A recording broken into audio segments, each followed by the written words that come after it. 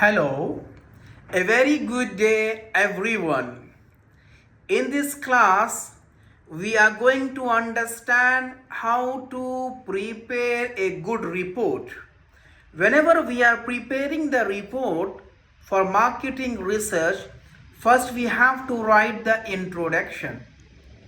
Introduction we have to write very precisely with solid references and with proper justifications and evidences. How we are starting the introduction? Because introduction plays an important role whenever you are providing good and solid information in your opening remarks. People is going to believe in you, people is going to trust you, people is going to rely on you if whatever the information you are providing to the students or to the readers, if the information is not properly defined or not properly arranged, they don't understand. When they don't understand, they don't read. When they don't read, whatever you are reading, you are not convincing the message to the audiences and the readers. So whenever you are writing the introduction, first you have to write the purpose of the paper, the objective of the paper. When you are writing the aim of the objective, the study aims to understand. The objective of this study is to know the impact of internal forces on job satisfaction, or the impact of innovation on job satisfaction,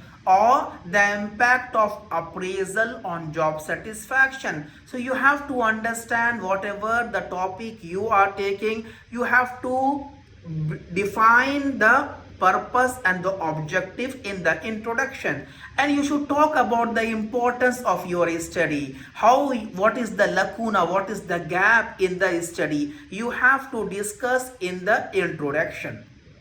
After the introduction, some people they talk about literature review. In the literature review, they drive the concept, they discuss the concept, they define characteristics, elements, and so on. So basically, whenever you are doing the literature review, don't talk about too many definitions, don't talk about too many references, don't go for unnecessary elements. So basically what you are telling, that you are defining your variables or your conceptual framework or your concept of the paper.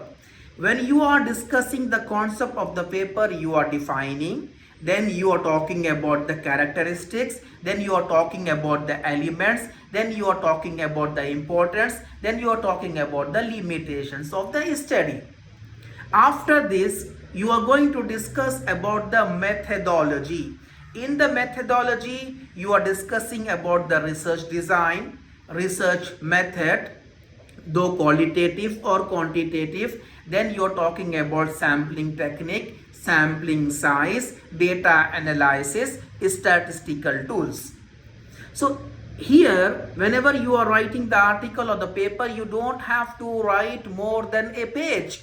You are going to write in one single page about your research method. If you are discussing too many words about your research methodology or research method, people they are not going to read the entire paper, they will be get bored. So please try to understand, whenever you are writing the methodological part or section, do not exceed more than a page.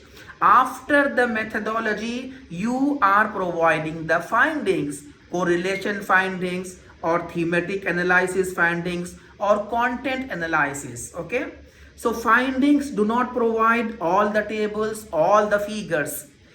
Provide those who are related to your objective. If your objective is talking about regression, please provide the regression analysis. If your findings or objective is talking about Correlation, just provide the correlation results. Do not need to provide t-test and ANOVA, ANCOVA. These are the unnecessary things if you are providing in the findings.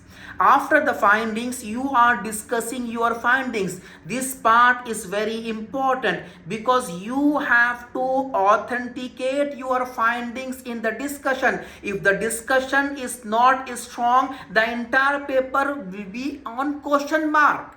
So you have to discuss your findings in a precise manner with solid references and justifications. And whatever the references you are providing, the references should not be more than last 5 years. Whatever the references you are providing, please try to provide with proper journals. Do not provide the fake journals or the prodigal journals. Whenever you are citing the journals, please cite precise, original, unfake journals. Please try to take from the Scopus, Abscohost, Science Direct and other type of journals which is reliable journals. After the discussion, you are providing the conclusion. In the conclusion, please do not try to exceed more than 200 words.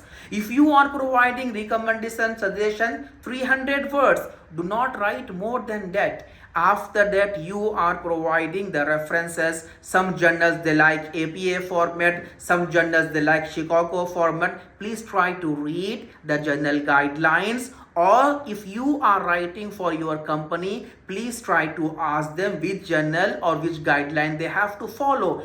In order to prepare a good presentation, you have to write introduction, you have to write literature review, methodology, findings, discussion, conclusion and references. Thank you very much for your attention.